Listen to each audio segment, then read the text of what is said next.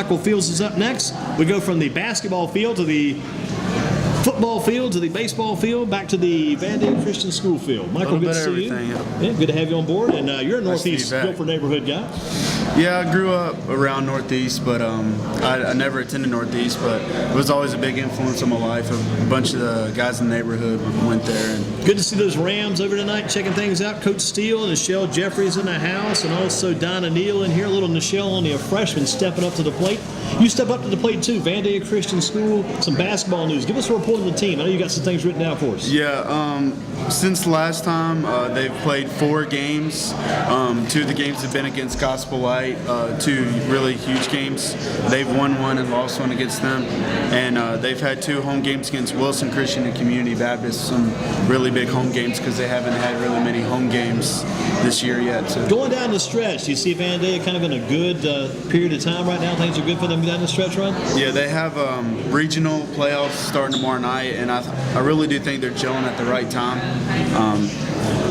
You know, they're playing a Faith Christian team that isn't as good, but they always give you a tough fight. But I think going into the tournament, they're gelling at the right time. Their best players are playing good at the right time. I have Noah Dunn. He's been averaging 23 points. He had some big points against Community Baptist. Yeah, 28 points against them and 23 points averaging in the last 4 games. So that's good. And their point guard, Cam Austin, he's been 12 points, 6 assists. That's good for your point guard going down the stretch as well. You think about that Community Baptist game, I guess it was, 72-52, something like right. that? A lot different than the first time those two teams. It was like 101-97 the first time. Totally different game this second game. Right. I wasn't able to go to the first game, so I was really excited about the last game at Vandale. Kind of hoping maybe see the century. Yeah, I was like, we're going to see 100 points, and it was still high scoring, I guess, but lower than that. But they beat them by 20 last time. I think they went to overtime and they beat them by about 2 or 3 points. I think they barely beat them in overtime. Yeah. They had to come back. How did they get such an advantage this time around? A 20-point win. That's a big win. Yeah, I think the key for them last game was they really shut down their best player, Seth Brooks. At their place, he had 50 points. Oh, that's right. Good Lord. he just went off. He was the guy who went like 18 of 18 at the foul line, something crazy like that. Yeah, he had 50 points, and I think at Vandalia he had maybe 18 or 20. You cut that guy, not only cut him in half, you cut that guy to about a third of what he had before. And he's pretty much their entire offense. Any idea what kind of defense Vandale ran against them that time? Maybe who covered that guy? They played a boxing 2. They had 2 guys on them pretty regular. Their top 3 guys, one of them was on them all the time, or even 2 of them at the same time. But they did a really good job guarding him. It was really tough, but because he literally pulled up for anywhere. He started the game out. He dribbled to the corner and shot a fader out of bounds and got fouled. So, I mean, he just pulled up for anywhere, so you got to be ready for him. And Community Baptist and Vandale Christian, you mentioned Vandale, now the playoffs for them, the future is now, right? Right. Yeah, Friday, tomorrow night against Faith Christian. They have their player, Tyler Peritiaco. He actually quit the team, and he was their 6th or 7th man. So it's going to be interesting to see if that affects them. That's one of Vandale's guys. One of Vandale's guys. Wow, you lose a player like that this time of the year, that's kind of tough. Kind of right before the tournament. So it'll be interesting to see if that helps the team or kind of hurts the team going into the tournament. May give somebody else a chance to step up, and might be their time to take over. Right. Definitely give a lot of other guys a chance to really show how they can play. You think Noah Dunn is coming into his own here late in the year when he probably should be making this big run? Yeah, especially I know that the last lady, she was a freshman playing for varsity, and he's a freshman as well, and I can kind of see, I've never seen her play, but kind of the resemblance. I mean, he's really stepping up at the right time, like she's stepping up for her team. So. What do you see in Noah Dunn? I know he's only in 9th grade, but I saw a guy maybe this week or last week about him. He said he'd gotten bigger, gotten stronger, I guess, even between the 8th and 9th grades. Right, because last year he played JV, and he liked to settle for the 3, for the jump shot. But this year, Coach Nelson's really instilled in his mind to play the post and play big, because he's really a big boy, and he's really playing like that. He's not shooting much. So. I saw your mark today on Vandale. What are they now, 21-4? 21-4, yes, sir. That's a good spot to be in this time. Yeah, it is a really. It's weird because they have that good record, and they'll probably be a 3 seed in the tournament. Who do you see being ahead of them, probably? Alamance and Gospel Light. So, yeah, 2 teams. They lost against them, so they'll probably be a 3 seed. Now, the Gospel Light matchup, did Vandy split with Gospel Light or lose both? They split. They won at Gospel Light and then lost at home to Gospel Light. So you like their chances, maybe if they see Gospel Light again, there's a pretty good chance they could knock those guys off. Yeah, because they've played Gospel Light twice and beat them once before, so they know they can beat them. And they've only played Alamance once and lost to them. So that was a close game against Alamance? No, that wasn't a close game, right? That was about 20. Yeah. But the one Gospel Light game, one of those games was like about a 52-50, a real close game. Yeah, it was at Gospel Light. Yeah. But I think if they had to face either Gospel Light or Alamance, they'd want to face Gospel Light because they know they can beat them. But they'll be at home again tomorrow night. Right. And that's Faith Christian. Is that out of Ramseur? Ramseur. So, okay, good shot against those guys. And how does the playoff schedule work for the rest of the way? After round 1, what happens next? Going into next week? I think the tournament's next weekend, if I'm not mistaken. Thursday, Friday, and Saturday. it'll be at Gospel Light? Or I think it's down in Friendship, down in Raleigh somewhere. Gotcha. Friendship Christian down there somewhere. So tomorrow night will be a round 1 game of the tournament? Right. But not like a play-in game, just a round 1 game? Just a regional. Yeah. And how many teams will go to the States? Are you aware of that? Because you played a couple years ago, so you probably know this kind of stuff. There's a East and West division and 4 teams from each side. So I guess it's kind of like a playing game because they play in for the 4 on their side to go to state. So it'll be a total of 8 teams on the States begin down in Friendship? Yeah. Gotcha. So you go through the quarterfinals up to the semifinals and head toward the final. So Vandalia, Gospel Light, and Alamance are probably the top teams right now. Yeah, I haven't really watched anybody from the East, but I think that they're the top 3 in the Friendship conference. Is the host team, you say? Do they automatically get a bid just because they're hosting? Does it work like that or no? I don't think so. I think it's off record and conference wins and losses and stuff. Well, how you liking the team's chances here? You think Vandalia's got a chance to get what? This would be their second title in the past 2 or 3 years. Did they get one this year? Is that right? I think so. I think they have the talent to win it this year. Like I said before, Alamance and Gospel Light are really talented, but I think like I said, they're gelling at the right time. They got the talent and the coaching staff to do it, to take it. What about Coach Nelson? What do you think he has done? He's probably shown some pretty good improvement. You've been watching the past couple of years. Right. What has he done this year to kind of bring this team along, get them where they're at right now, and kind of get them headed in a good direction playoff time? Right. Even when I was there, when I was under Coach Tommy and other teams before us, I mean, we were really offensive minded. We played defense, but we didn't like to play defense. But I think Coach Nelson, he's really got his players to play defense and to buy into it and really sell out and play defense. He really told them the offense will come to him. So it's a lot to be said about it, like you just mentioned, because so many teams, they just go out there to play offense, and the coach has to almost grab the guys and force those guys to play defense. Yeah, but this is the first team that I've seen in a long time that actually enjoys playing defense and plays all out. So they're getting a lot out of it. They're getting some benefits in that defense. Right. But you said it's kind of a young team, too, though, this year, right? Yeah, they only have 3 seniors. Two of the seniors start, Bryson Gordon and Jared Talley, but the other senior, Matt Morgan, he plays some, but they're, especially Noah Dunn, they got a bunch of juniors that are really good, Cameron Austin, Tyler Crook, so they have got a lot of good talent. Good crowd expected, do you think, tomorrow night for the game? Excitement pretty well? I think it'll be a huge game because it'll probably be one of the last ones they have at home, so there'll probably be a lot of people. You get a double header where you get the men and women both playing tomorrow night, or the women? Yeah, the women, they host Berean Christian, I think.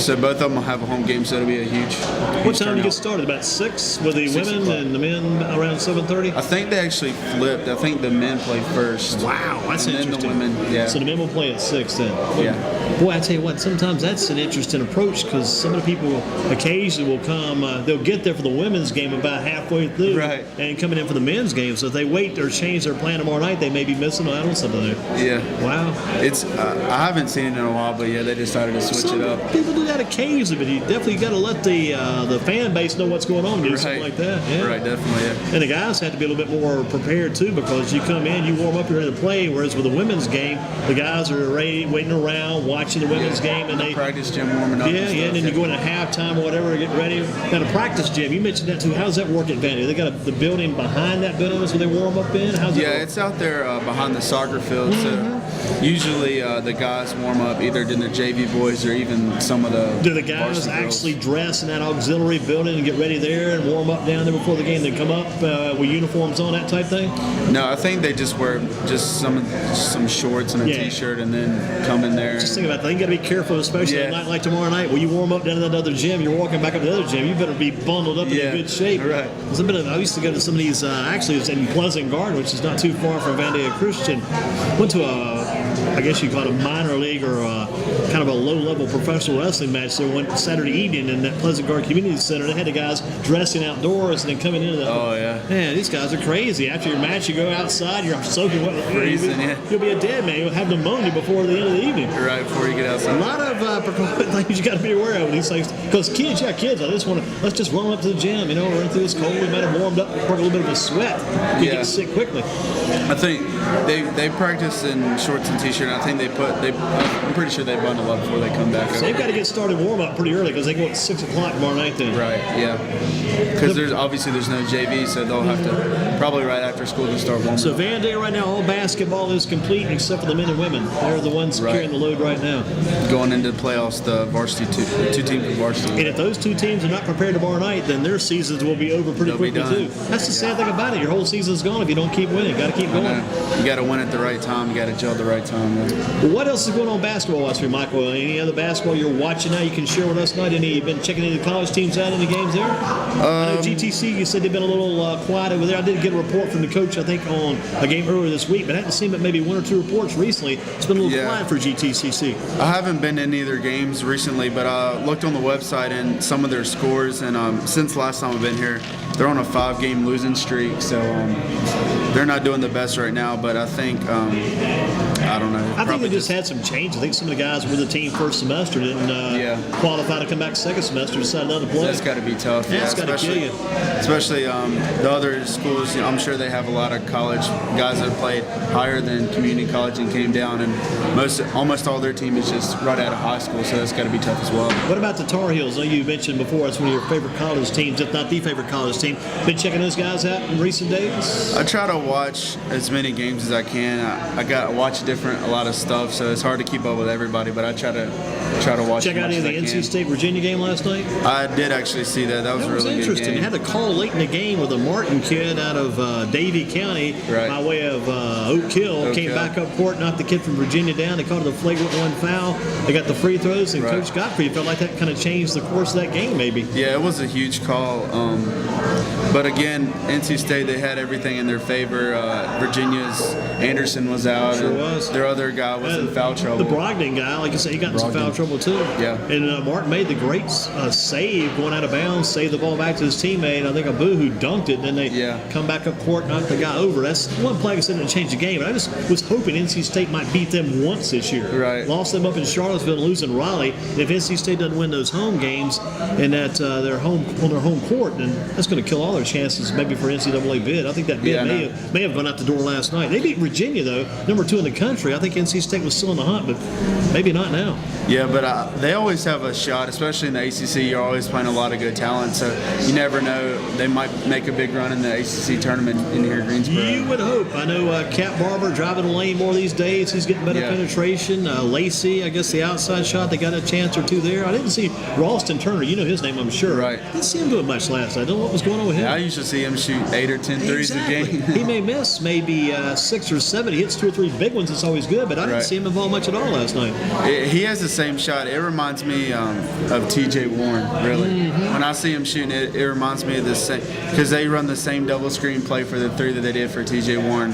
And if I didn't know who the player was, I'd think it was T.J. Warren. They get the same shot. You hear the guy call his name, you figure it's the same guy T.J. Warren from last year, which I hadn't heard much about him since he hit the pros. And one time he was with the developmental league, and then maybe with Phoenix possibly, then came back up. But gosh, I mean, he set the world on fire fire with that team I know. 1 year ago. And they played very well the first part of this year. Even without him, they were actually playing better in some ways than they played last year with him to start the year. But it's kind of all, I think people might, it's like the old baseball pitcher, just blows you in his first couple of games. After you've seen this guy a couple of times, next time, You know everything. you know what he's got. You know what he's got. Figured him out. Yeah, because last year it was pretty much his team, and now, like you said, they have a lot more talent this year, but they're not really playing good, and it's a bad time to not play. And the well. inside guys like Freeman and some of those guys have got to have big games, I think, every night. Some nights they step up and maybe 2 or 3 games. It's not like they take the game off, but they're just not there. Yeah, I don't even remember them mentioning Freeman much last night. I think he may have taken one shot from maybe the right corner. He tried a 3, and I think he may have missed a shot. about it. Yeah. What about the Heels? Follow them any this week? What they've had going on? I mean, we talked about the state game from last night. Heels on the run. Duke's on a bit of a run. Duke's playing well. Since they let Rashid Suleiman go, Duke has actually played better.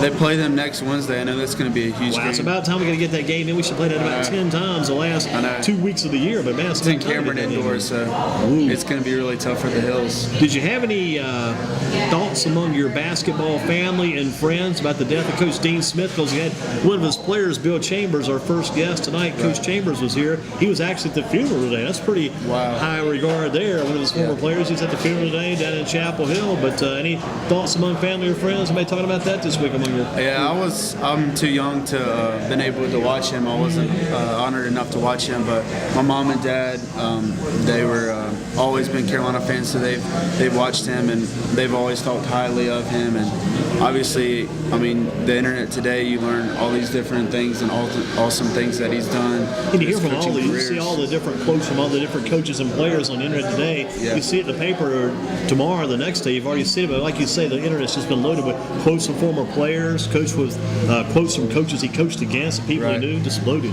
I saw an interview, one of the news channels, they were interviewing Coach Wes Miller from UNCG. He played for him, and he said every practice at the end they have a thought of the day, and all of them are from Coach Smith. I thought that was really He cool. carried that over his club too. Yeah, our Coach Chambers with us, our first guest tonight. He played for Coach Smith at Carolina. He played for Bob Jameson, was like a legendary coach at Grimson and the football stadium after him, so he was an outstanding coach. But played for Coach Jameson, played for Coach Smith. But one of the most interesting about Coach Chambers, and just learned this day, you mentioned the internet earlier, I wanted to type his name in to see if you had any more information about him coming in here tonight, so I got a little Carolina information. Also caught a name, his same name, Bill Chambers, got that at Wikipedia. It's just not the same guy, but boy, it sure looks like him. Kept typing it in, found out that was his dad. Wow. His dad came out of EC Glass High School, Lynchburg, Virginia, 22-0. They won the state championship his senior year. Went to William and Mary and playing college, his dad did, back in the, I think the 30s to 40s. Anyway, his dad holds the NCAA single game record for rebounding.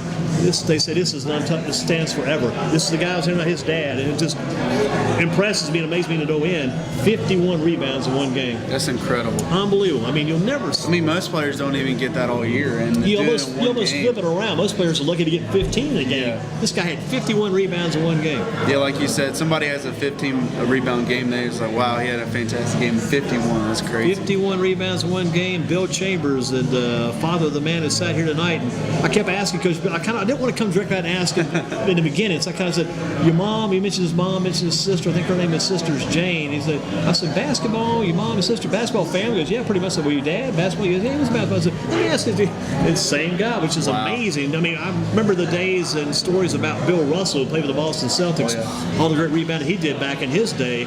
But I've always been impressed with guys who rebounded, and they're more known for the rebounding than they were for their scoring. That's how important they were. I know that's a lot of players in the old day, they love to rebound. And unfortunately, you don't see a lot of players now that love to rebound, but I mean, it's an important part of the game. It's like I told Coach Chambers, you had sometimes on teams in the past had maybe one guy on your team, he was known for the rebound. You give me the rebounds. Another guy, you play defense. Play your defense till you die. Play defense for me. Another guy was known, the point guard, known for the assist. Carolina guards back in the day, going to the ACC tournament, those guys are averaging 6 points a game back in the day, and they're averaging 8 assists a game.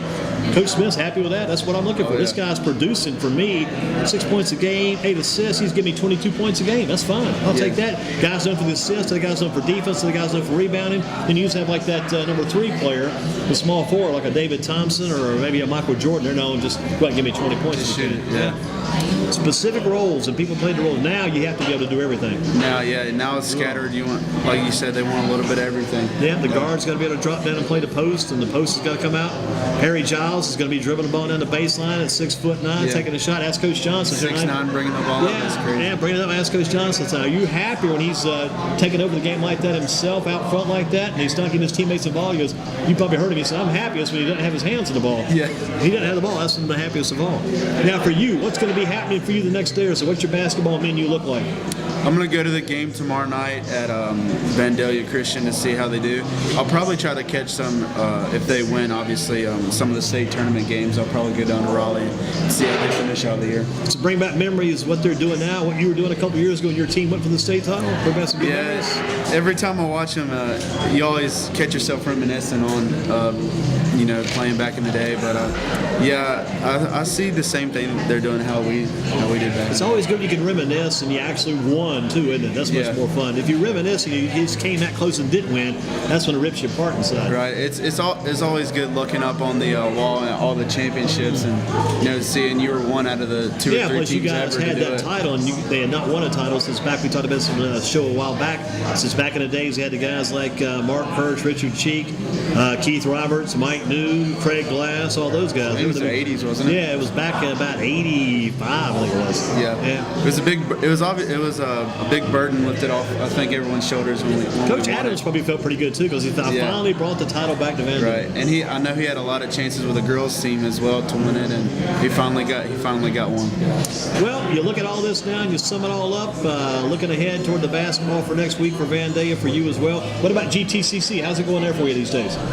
It's going good in the middle of classes. I'm on the Greensboro campus, so I don't get to go out to the Jamestown campus. So you're over on East Windover. East Windover. It's probably pretty good for you though, as far as travel goes. Right, the house. That's a nicer. I mean, in some ways, it's as nice as Jamestown. A little newer in some ways too.